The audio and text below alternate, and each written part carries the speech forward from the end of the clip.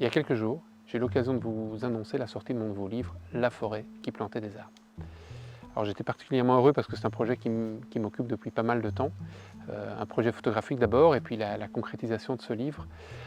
Et du coup j'avais envie de vous en dire quelques mots, de vous expliquer un petit peu pourquoi j'avais tenu à réaliser ce livre, pourquoi j'avais décidé de parler de la forêt ardennaise mais d'en parler peut-être un tout petit peu différemment et surtout d'en parler à travers mes photos. Ce qui a été l'élément déclencheur, je dirais que c'est une balade que j'ai réalisée il y a quelques années. La personne avec qui je me trouvais me dit Martin, regarde un peu la belle forêt qu'il y a là autour de nous. Alors moi ça m'a interpellé parce que ce que je voyais autour de moi c'était effectivement beaucoup d'arbres mais je ne voyais pas de forêt.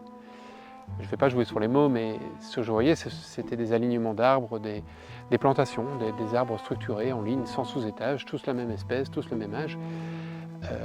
Bref, très loin de ce qu'est ma forêt idéale.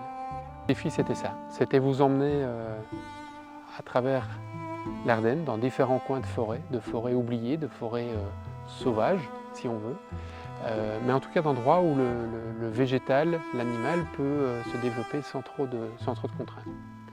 Alors malheureusement ces endroits sont trop rares, ils sont trop petits, mais ce qui m'a semblé important, c'était peut-être d'ouvrir votre regard à ce que représente cette forêt, là où les arbres sont tordus, où il y a du végétal à tous les étages, et où finalement ce beau grand désordre forme une esthétique tout à fait particulière.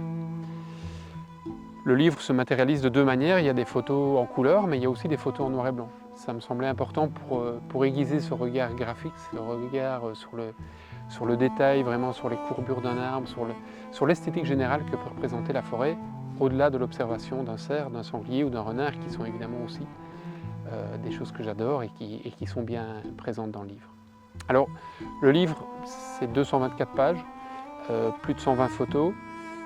C'est évidemment un regard assez large au fil des saisons, au fil des rencontres, des expériences que j'ai pu faire. Mais ça reste un regard personnel. Ça reste mon point de vue sur la forêt, telle que je l'idéalise, telle que j'aimerais qu'elle soit plus souvent.